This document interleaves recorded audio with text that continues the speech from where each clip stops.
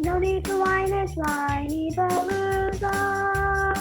Have some wine and join us on the Whiny Palooza podcast with Rebecca Green. Welcome to the Whiny Palooza podcast. I'm your host, Rebecca Green. I'm a wife, mother of 3, and licensed clinical social worker. I also have 3 fur babies at home too. My passion has always been to help children and their families. I always dreamed of being a wife and a mother. Parents are always learning through their struggles, failures, and successes and joys. I am no stranger to this wild ride of parenting, and I know behind every great parent lies a team of supportive friends and family. I want to be part of your support system. I want you to know that you are not alone. We are in this parenting world together.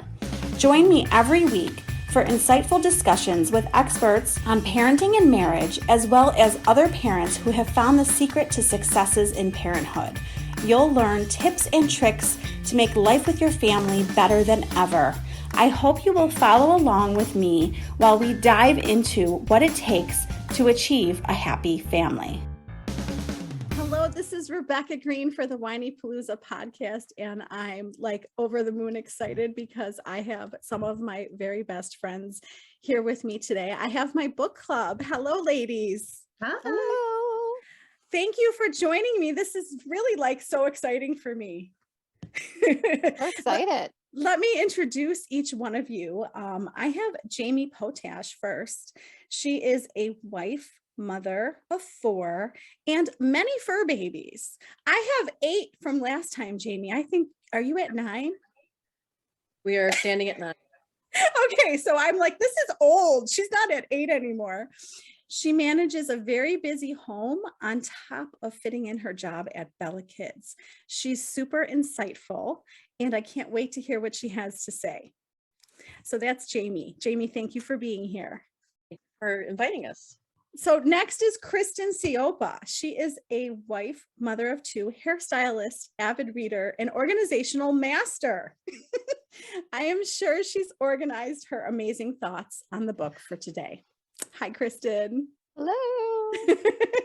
And last but not least is the fabulous Tayton Brannon.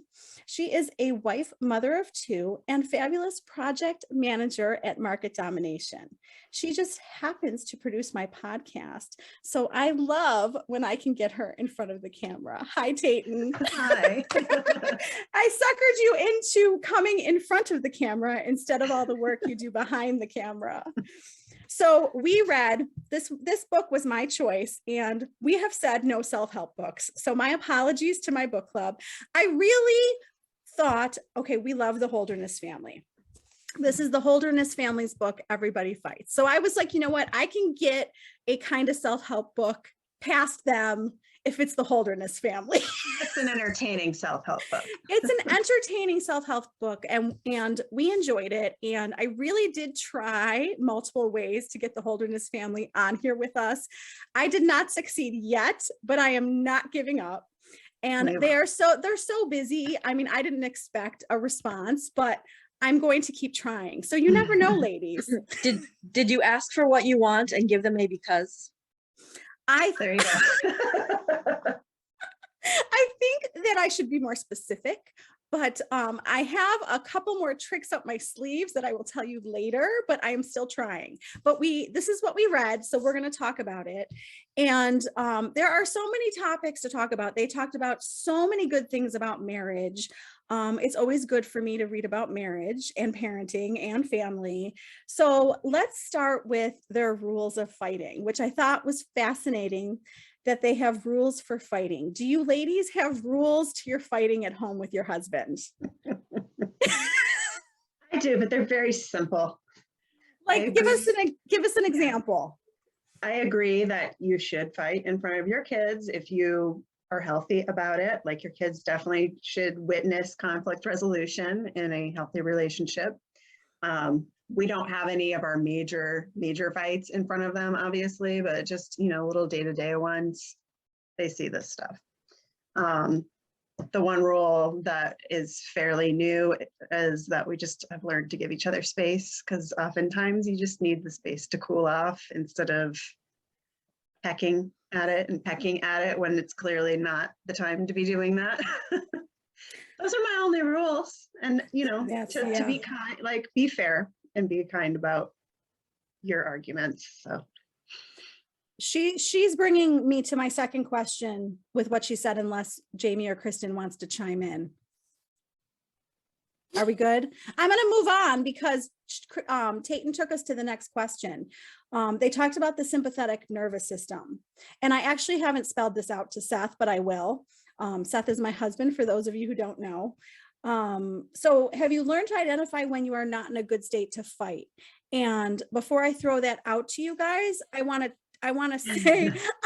say what Tayton said is so important. It was the key to a shift with Seth and I, because Seth would badger me to talk when I wasn't in a good state. So I realized I had to tell him and teach him that I have to cool off before we talk, which is like huge with us. That's new. mhm. So do you guys, are you able to identify when you're in a good state to have like a more productive fight? I'll let you guys chime in. I have an answer, but go ahead. I don't even know how to answer this because there's so many multiple ways of arguing that, you know, it could be minuscule to hands down, let's get the gloves out, you know?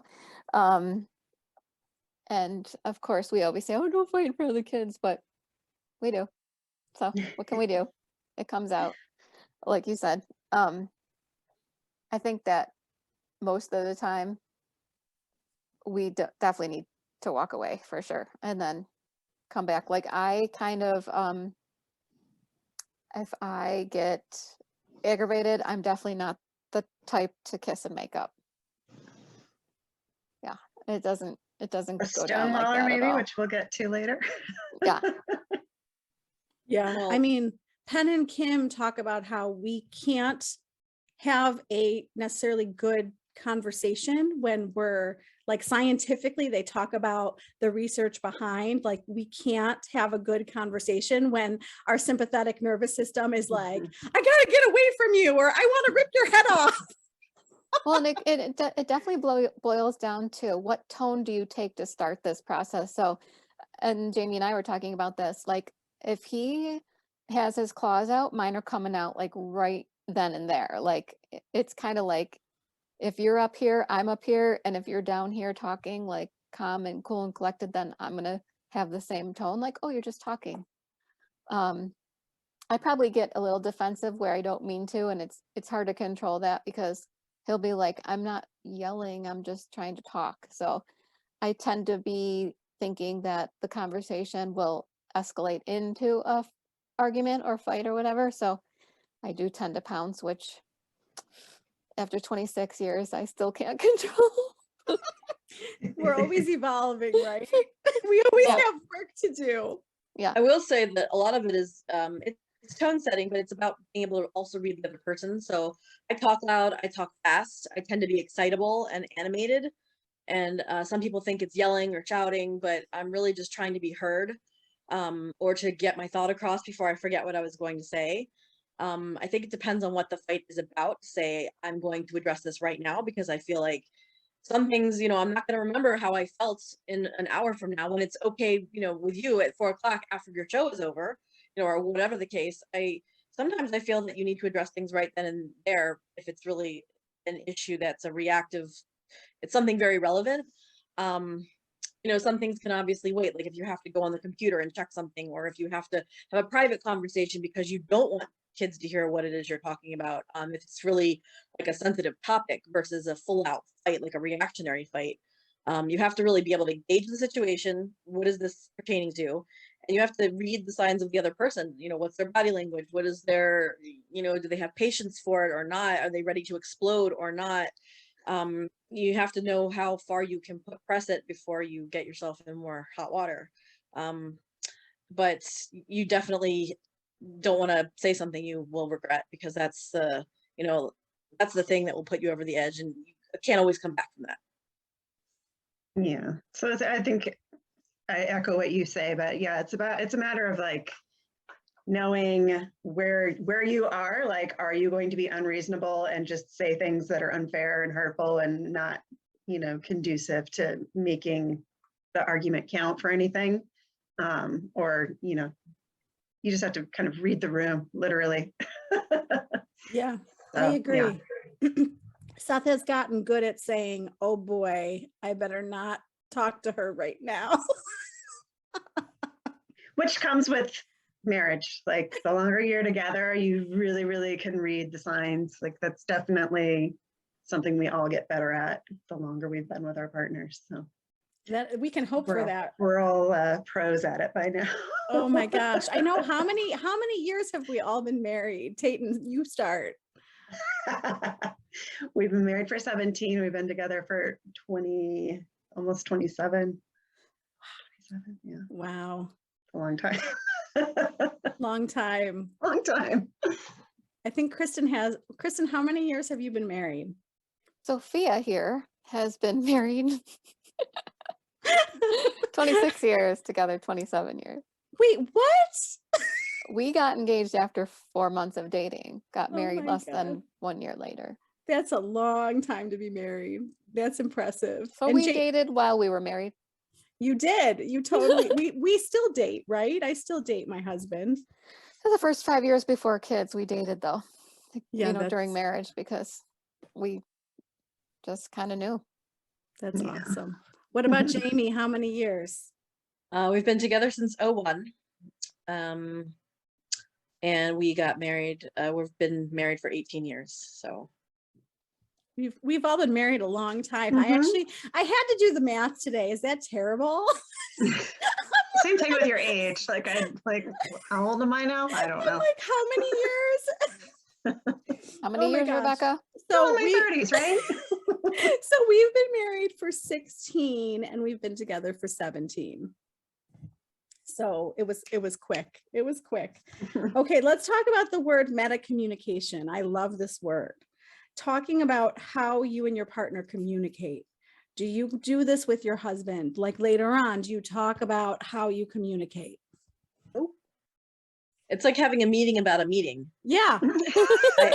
I love the play-by-play. I love analyzing. I love being able to identify and to label, but mine does not want to engage with me on any of that. It's very ABCD. What happened? How do we fix it?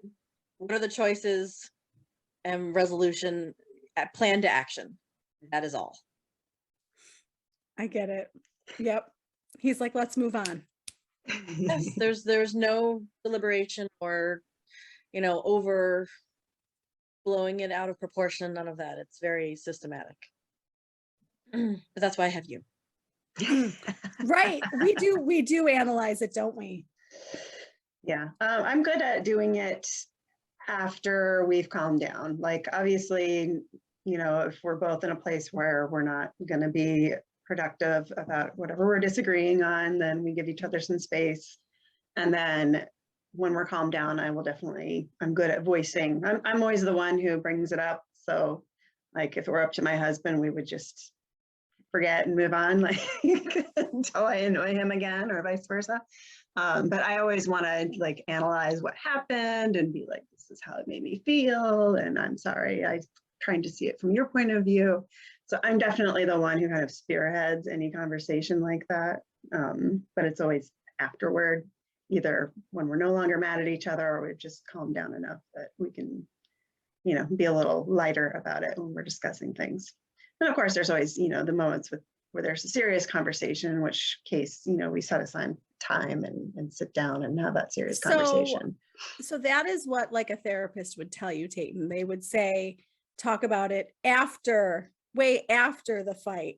I can't talk about it during the fight, but way after the fight, I'll be like, well, I did this wrong again. But then I also try to focus on what am I doing right? Because if I talk about what I'm doing right, I can build on that and do that again. But you won't be surprised to know that Seth loves to analyze stuff with me. But you guys laugh a lot together too. When you come around and then talk about it or whatever, you do tend to laugh. I have, and you all know Joe is Mr. Communicator. So when you talk about, do you communicate after you fight and talk about what you fought about? Yes, for days. And then Till exhaustion. then the question is why are you so defensive? Because you brought the claws out.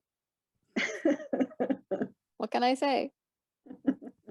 Oh my gosh. My feeling is that if someone doesn't want to engage with you, then there are things that they either don't want to say or they don't really like communicating. I have no problem saying whatever it is that my deepest, darkest feelings. I don't mind sharing that, but I think the other person doesn't. So Well, sometimes that's like a defense mechanism. Like if the person's really feeling hurt, that they feel like they're not going to be the one to initiate any kind of healing, and I'm just not going to talk to you. right. Yeah. And you know, the sharing of emotions or feelings or any kind of analytics at all, even if it's not an emotional statement, I feel the sharing of that is too closely guarded. And like, I need a sparring partner. Like, I need to get up there on that beam and I need to spar with you. I feel like I've always felt that way. And, you know, it doesn't have to be combative necessarily. It just has to be like a volley, like a ping pong match or a volleyball match. If I hit the ball over the net, you need to hit it back. I think Jamie and Kristen are sparring masters. Well, I Kristen think- has a partner who knows Taekwondo. So I guarantee you there's some engagement going on. There's definitely some sparring equipment in this house, that's for sure. Oh my gosh. I think that Jamie forgets that Ari is really good at balancing her out. And I think that even though it can frustrate you, I think that you need him to be, you know, at a different level than you. I think it's a good, I think it's a brings good you back match. down. I mean, yes, I agree with you in that regard, but I really, you know, sometimes I do. There was something that was just in one of the later chapters I listened to about being heard. And you know, did you hear me? And just in mundane things. It doesn't have to be, you know, did you hear me that I said I wanted a fifth child? You know, not that kind of an important statement, but did you hear me about the idea I had or about the, you know, whatever it is. I just, you know, the feeling of being unheard or unseen or disregarded. That's a big one. And I'm surprised it came so late into the book, to be honest. It's the very valid point. I know we're going to talk about this, but I really was impressed with how real and open and honest they were. Like they really throw themselves under the bus in a good way. Yeah. Yeah. But they're also very in tune with each other and they're not afraid. The two factors are fear. Like, so what three things hold us back? Time, fear, and money. So the fear of saying something that you might be ridiculed for or rejected is a lot of what holds people back from doing or engaging. But also the communication factor. It really, really boils down to communication. Can you express yourself? Can you accept to listen to what the other person has to say? You know, communication is really the solution to pretty much every war there was ever started. If you just go and talk to the person, they will, if they sit and hear you, then you can hash out a solution. It's when people go in like guns a-blazing that people die. It's very simple. Yeah. Well, and I think that one of the worst things that I do when I'm fighting is one of my favorite lines that they talk about is that I don't stay in the airport. Okay. So I will be pissed about A, but then I will start dragging in B, C, D, E, F, G. How do you do with just staying focused on the topic and staying in the airport? Me. Tell us, Kristen. You just totally described Joe and I. So he stays in the airport and like you, I drag in A, B, C, and D, but again, I get defensive and like what Jamie said, they don't they don't mind hearing like your deepest, darkest thoughts, but they don't need you to bring up a story that was relative to kindergarten about this fight. Like, in other words, like, why are we talking about this? Where did this go? Like, it totally got off the beaten path. That's me. I love tangents. I feel like I need to add them to make the story complete, even though they're not necessary. And I'm learning. That audiobooks help me with this because it teaches you to listen, and that's definitely been a big key over time, not just in my marriage but in general, like for myself. Listen, and of course being a hairstylist and having conversations with people, you listen and then you talk. But in general, going back to the airport, yes, I must leave the airport and he stays there. Going on a trip. See you later. The airport. But I like when he says that. I like when Seth, if I'm in a good state, and Seth says, can we stay focused on the topic? Yep. I'm like, yeah, I'm kind of going off to something else I'm That's true. mad about. Yep. Yeah. I have For sure. definitely learned to stay in the airport. I have not always been that person. It's definitely part of the growth process with your marriage is learning to focus in, because I find the more you reach out and like pull, you're basically pulling things as ammunition to hurt them. Like, you did this and you did this. It has nothing to do with what's going on right now. Sometimes it does, and it's worth bringing up, because if it's like a pattern that keeps repeating and repeating, and you like, that's pretty much the only time I stay in my airport, but I think, or don't stay in the airport. But I'm still going to the same journey. It's like a connecting flight, maybe. Still getting I'll to see the you in journey. JFK. Oh my gosh. Keeps happening.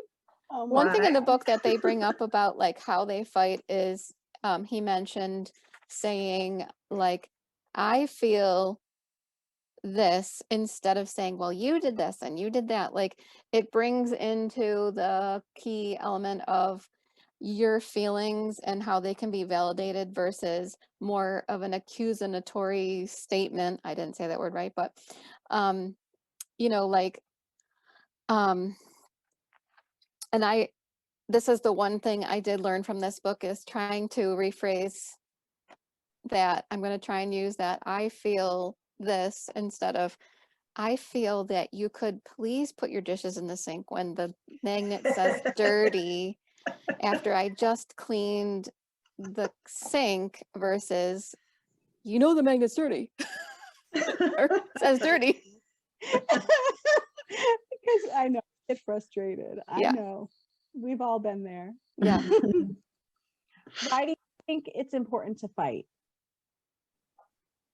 They talk about I that. think if you didn't, you would just build up, and the Mhm. dam would break, and Hulk would break loose, and everyone would be like, "Oh my God, what the heck is happening?" I don't think it's healthy at all to keep everything in. Yeah, it's a litmus test of your relationship. Like, if you're constantly on each other, that's one thing. But if you get to the point where you're complacent and people, your partner does stuff that upsets you and you're just like, whatever, or they're like, whatever, I know it hurts your feelings, but whatever, like that to me it's bad news. Things are not going to be good if you continue that way. So it's important to fight so you don't get to that place of resentment or complacency. And it's a way to kind of air your grievances. And the key thing that they've said a few times in the book is that your partner isn't a mind reader. And the longer you're together, the easier it is to forget that, because you guys know each other so well, but you never are going to be able to read each other's minds. You might be better at anticipating how somebody's going to react to something or how it will make them feel, but you still have to say what's on your mind. So that's why fighting is important. Well, also, I mean, advocacy for what you're passionate about. So if you're really passionate Mhm. about animal rescue, like, why are you going to go let your husband walk off to the most expensive breeder in town when you're like, no, wait, let's discuss this. Let's look at all the avenues and let's discuss what's important to me, what's important to you. You have to hash it out. Or if it's a school related thing with your kids, like, there's not always a clear role of which parent takes which role. And sometimes you need to have that hash out session because one person might take on like the secret contract. One person might have a secretly contracted role of I'm always the disciplinarian, or I'm always these two subjects are mine and these two subjects are yours. And if you're not passionate about something and you don't want to stand up for what you believe in or what's important to you, then and the fire goes out, then the relationship could be very quickly dead in the water. So So true. It's so passion true. equals, making a stand, but also wanting to work toward a conflict resolution. Yeah. Well, And yeah. they say you got to grow, like in the very first chapter, they talk about it's important to learn how to grow from your fights.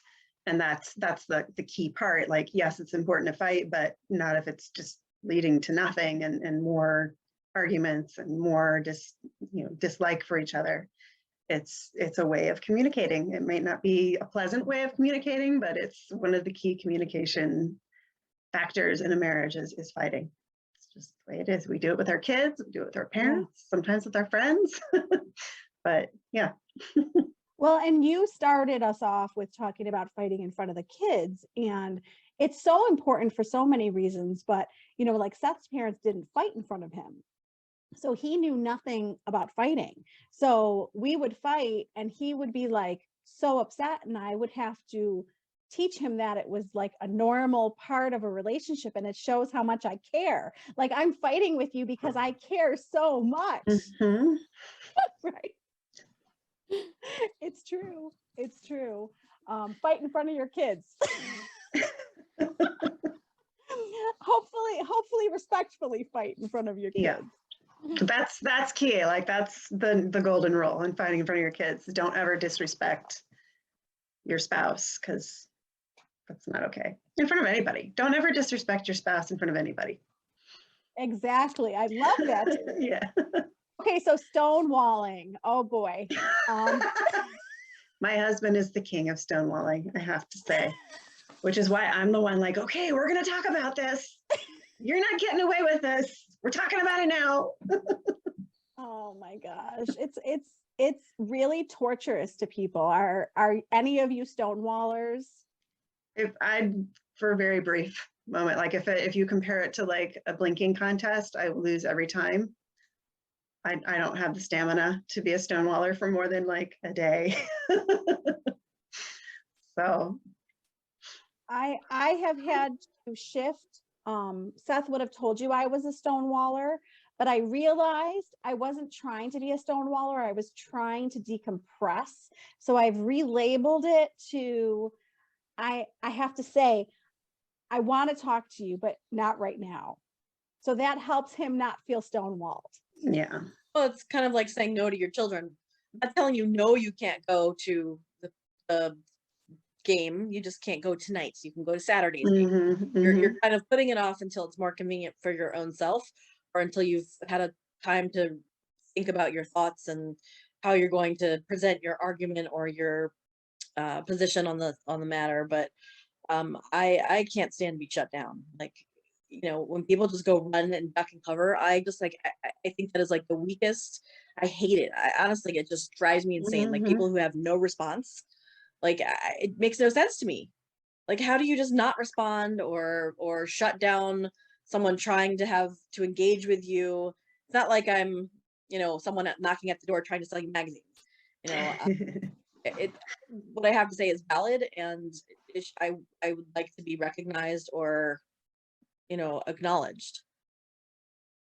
I think sometimes that's how it works. Like, a person who's really good at stonewalling with somebody who doesn't like it, they weaponize it because they know that it's pissing them off by not engaging. And so they're like, yep, not engaging. You've made me mad, so I'm not saying anything, and you're going to get mad about that, and you deserve it. That to me is very childish. And it's very immature. And I always ask for what I want, and I cite many reasons, the becauses. It just makes no sense to me that people can just get away with that and think that it's okay. Well, I don't know if you guys know who John Gottman is, but he's one of like these big marital gurus in my world. And he talks about the 4 horsemen to marriage, and stonewalling is one of them. Mhm. So, I mean, he says it's like one of the worst things that you can do for your marriage. So It is. I think it stems from, like I said before, it's a defense mechanism. Some people just aren't, they aren't equipped with the communication skills. Right. And when they haven't developed them, then stonewalling is like the easiest, sure way to avoid, diving into something that's painful and hurtful to them. My it's so my question true. is like, what are you so afraid of? Yeah, It's that, I just fear to me does not register. I have no fear. I don't mind or have a problem talking about things that are either sensitive topics or, that someone doesn't want to say that word or, even in the sex chapter, like there really isn't anything so sensitive that I can't just come out and say it. And it's not like I'm just talking to my very, very religious neighbor about something. It's, we've had these conversations. We know each other well. There shouldn't be an off limits. I mean, I understand the timing issue. Like, no, I'm not having this conversation. I have a conference call in 15 minutes, but Yeah. there just has to be more of a willingness to be participatory in the conversation that's needing to be had. Okay, so So jump to the sex chapter because I I am always floored, myself included, I'm guilty. Why do you think sex gets pushed to the bottom of the list when we know how important it is for our marriage? I know why. I'm just gonna say it. I think everyone assumes that the other person is just gonna make the first move. Mm, I think it's one of the reasons, Okay. or that like it'll just it'll just happen. Which is great when you're like a teenager or in your 20s or you're just No always kids. ready. But that's a long time ago mentality. Yeah. I actually just, this came to mind. I wasn't even thinking about it before, but they were talking about a woman's brain and how it's constantly on and on and on. And I think the more hectic your lives get, the more your brain just goes, goes, goes. And it's really hard to shift gears from like, I've got all these things going on that I'm thinking about.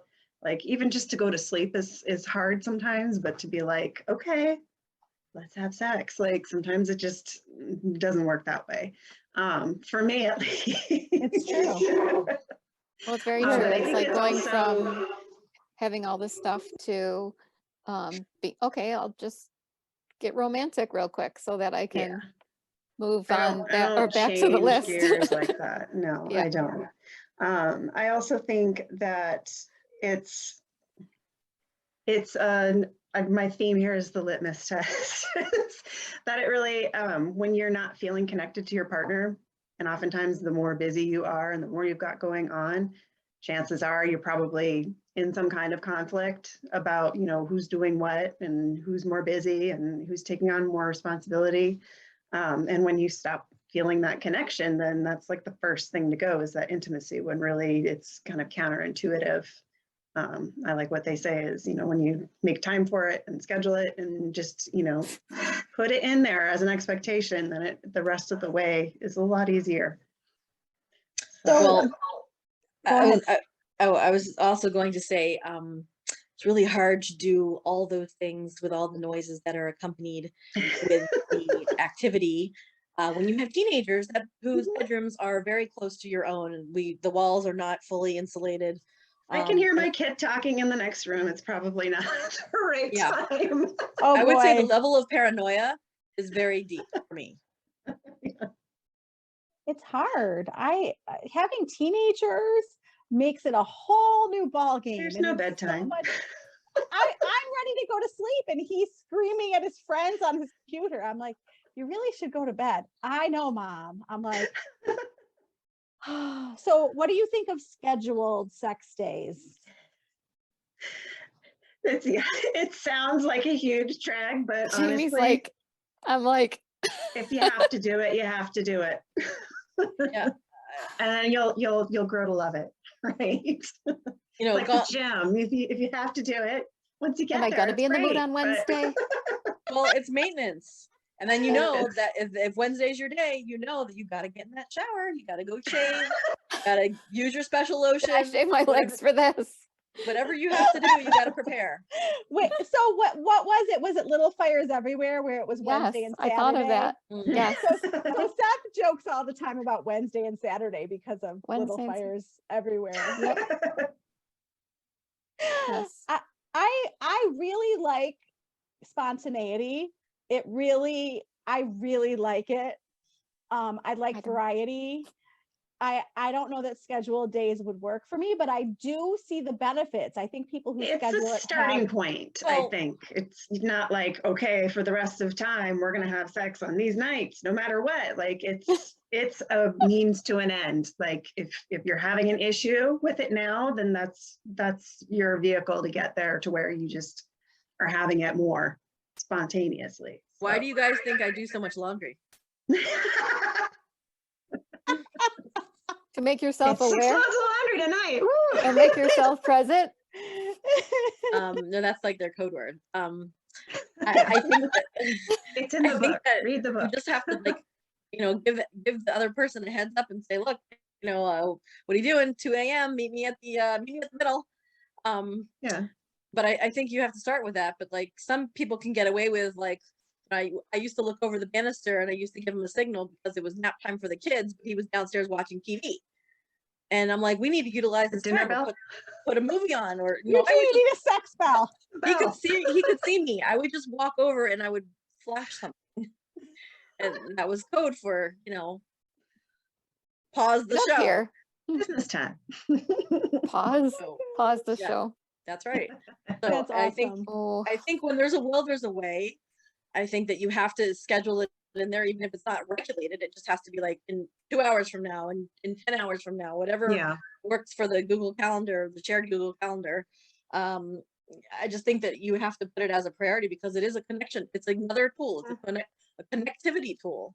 And, It obviously is. it's a means of communication and it's important for, mommy daddy time, I love that jingle. That was like brilliant. I just think that people who don't do that, they're missing out. Well, I and would go say ahead. that. Oh, sorry. No, go ahead.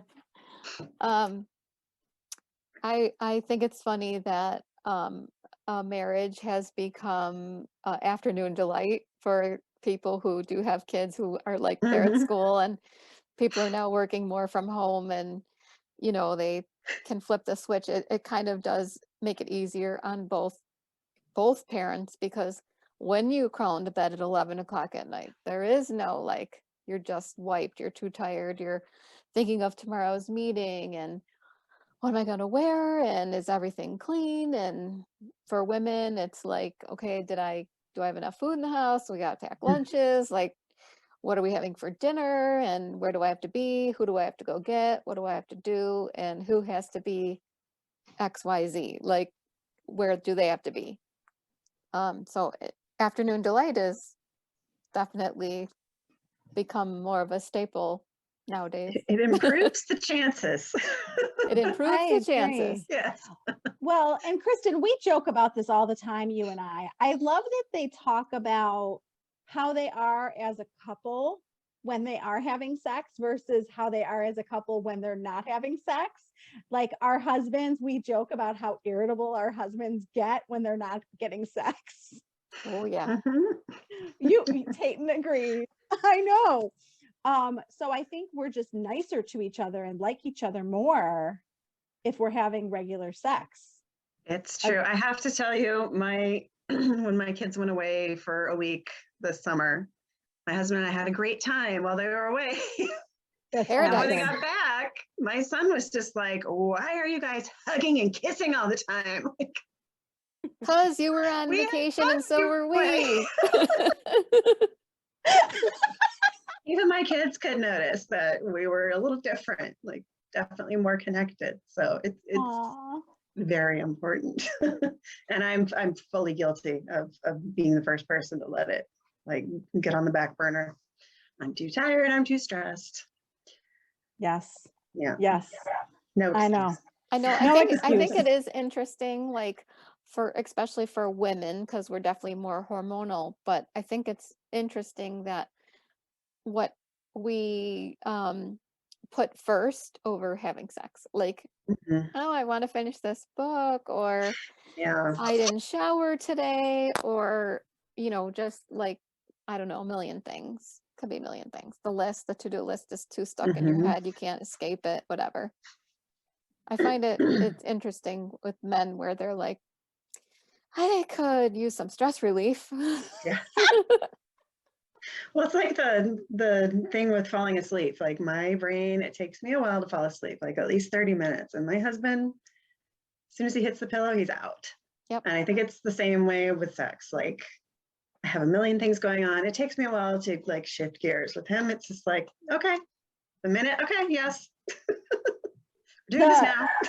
The therapist that I just talked about said that men's brain is boxes, okay? Mhm, absolutely. And that women are spaghetti. And I was like, that is so Winding. true. It is true. I'm like, that's such a good explanation. Jamie, I let's- think you have a lot of thoughts sitting there. I can see the wheels turning. Well, I mean, we've We talked could do a whole about podcast on sex with Jamie. we've talked about how men and women are built differently, and how even men, you take 4 or 10 or 200 men, you compare them, they're not all even alike each other. But they have obviously very different biochemical needs than we do. Their drive is different, their stress levels are different. But most of us still find our husbands sexy. It's just Mhm. we have a much higher level of thought process that goes into how we feel, or all the things, the lists that run through our head daily. We're much more high level multitaskers, and I think that weighs on us.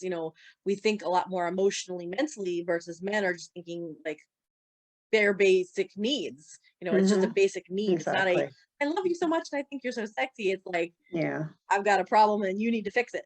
It's very cut and dry. And I Oh and I've seen all ways, but I think that women just, it's not like your wifely duty. That's a lot of nonsense. I think that women should be excited that their husbands or their boyfriends are still finding them desirable. But I Mhm. think that there shouldn't be someone needs to wait for someone else. It should just be if you want it, go get it. Yeah. There shouldn't be I'm gonna wait for the moon to rise and the owl to hoot, whatever sign you're waiting for. You just gotta, if you want it, you gotta go get it. End of story. It's true. I know. I'm very guilty of waiting. And when I pursue, he is so excited. So I have to remember Yeah. that. I'm not the pursuer, and I have to remember how important that is to him. The chances So- that you're going to get turned down are slim to none. So just go with it. Excellent point. No fear of rejection. I See love that. Can we jump to money? Yeah. They talk a lot about money. One person tends to be the bigger spender. Who's the bigger spender? Do you fight about money? What did you think of that whole money section in the book? The money section was really intriguing to me. I am a shopper. I love to, I make small but frequent purchases. My husband is not a shopper.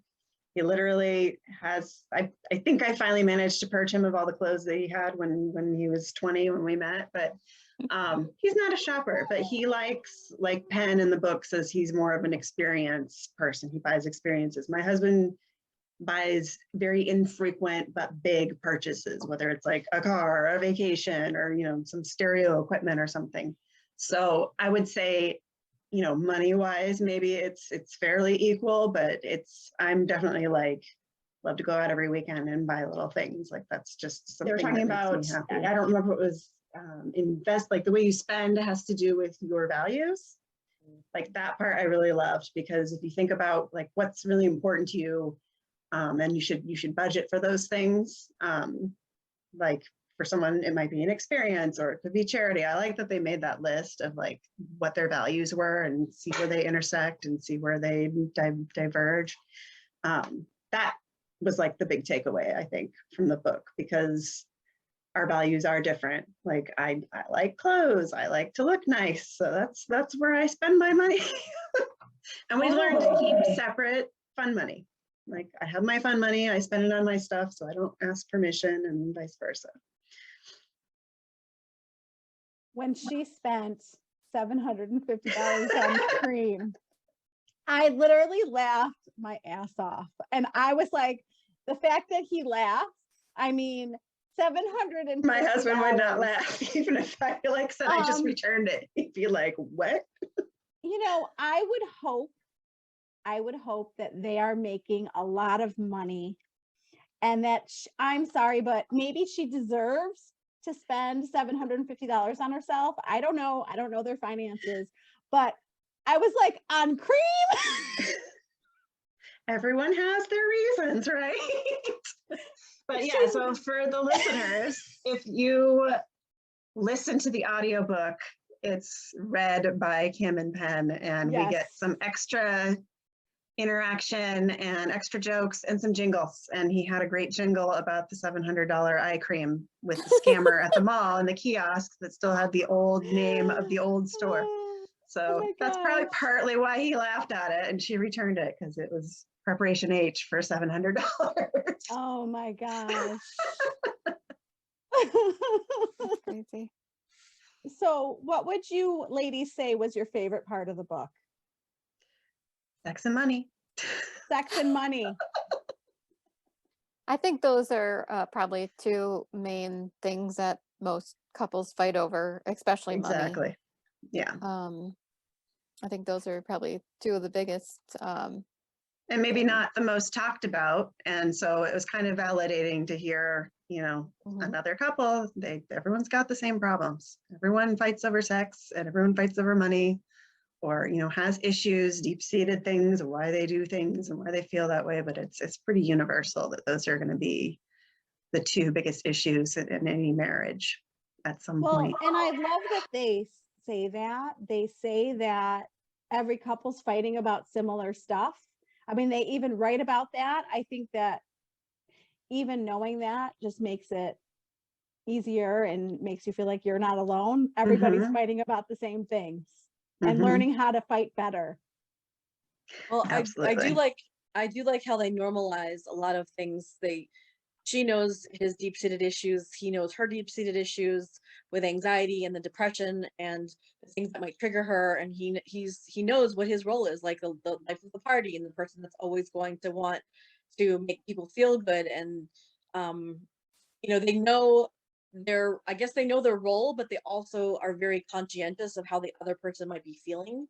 And I like how they're able to really honestly talk about things um, that other people wouldn't want to face or address, but also they normalize it for us because Mhm. they really do have great deep consideration for each other, but also, you know, they kind of see what's coming down the pike and they are able to work harmoniously together, which not a lot of couples are able to achieve. I mean, Yeah. Well, and you I'm know, sure it took a lot of work. I mean, this is the whole point of the book, is this is what we've learned, and they had help. They had, you know, their pastor yes, guiding and them along through these. It's big. So it's good that that they're was sharing it. that was the other really huge thing because and they didn't, I don't know that they really addressed, you know, they obviously have a pastor and a very good strong relationship with Christopher, but not all of us have one of those types of friendships Mhm. or relationships that we can go to someone who's willing Or to work with spouse both who of us. would go to somebody like That's that. exactly correct. Not Yeah. everyone's going to subscribe No. to that at No. all. Right. um and I think that's a pretty genius aspect to put into your play that Mhm. not everyone has access to. I also think that when you're reading the book and you're like, oh wow, they communicate so well and they grow from all their arguments and they look at things so interestingly. They're also coming at it from, like, I think they mentioned it, like, when they talk on the podcast, like they're coming at it from a different point where you're going to discuss something differently when you're sharing it with the public, than if you were just doing it in the privacy of your home. So you're going to probably afford your partner a little more grace and understanding than you might if it was just the two of you in a discussion.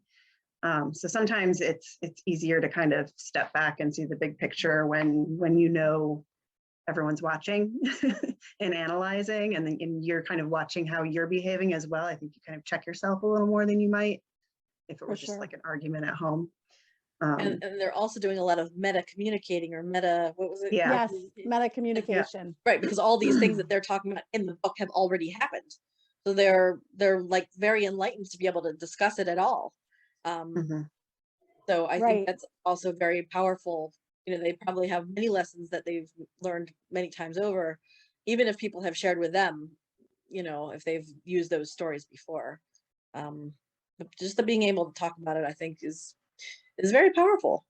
Well, Mhm. and you both brought up the fact that a lot of women are going to relate to this when I say this, is a lot of husbands do not want to go to therapy with their wife, but if the wife works on stuff, it still benefits the marriage, because I Mhm. feel like even if I work on myself, it improves my marriage. Yeah. So even though it's ideal to go to therapy together or to work on your marriage together, I don't think that that's 100% necessary. We can still have good progress without Yeah. bringing them. Well, and I think a big issue for a lot of people who are averse to therapy is that private things should be private. So they don't want to open up to somebody else and feel like somebody else is telling them what to do.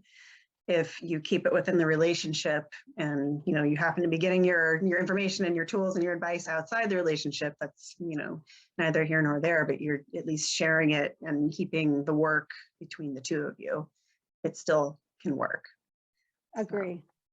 So, okay, so before we wrap up, what is your biggest takeaway that you're going to take to your marriage? Oh, I boy. said it. There's so many. I said it in the beginning, the one that, you know, don't place the blame about the accusing, just say like, I feel blah, blah, blah, versus the, you did this or you did that.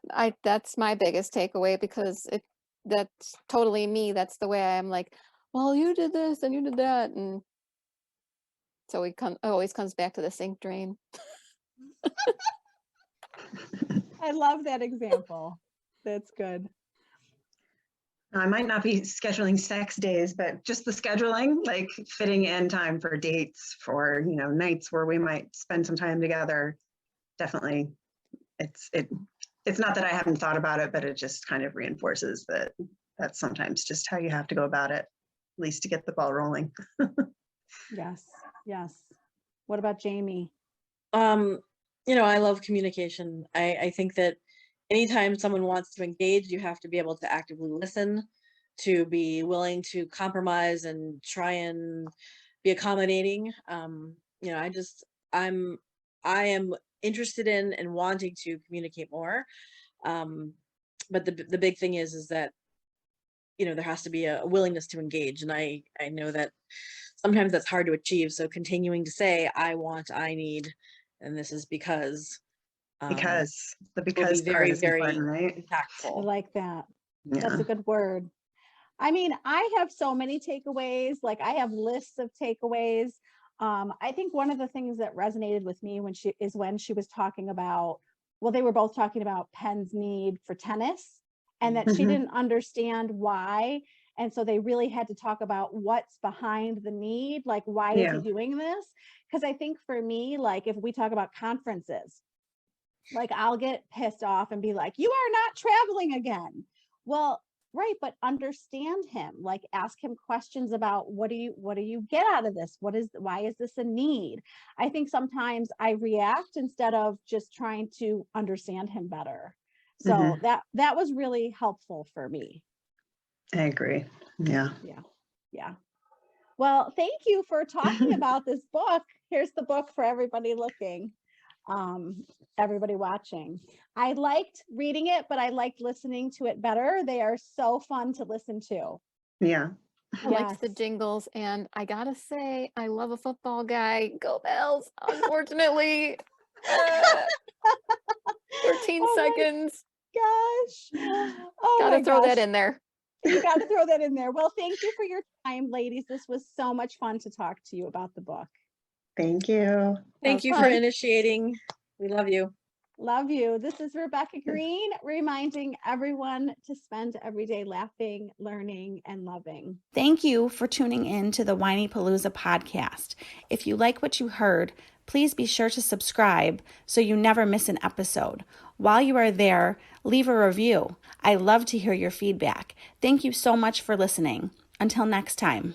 This show has been produced by Market Domination LLC. To discover how you can have your own show completely done for you and turn it into a real published book and become the authority in your marketplace, go to www.marketdominationllc.com/podcast offer.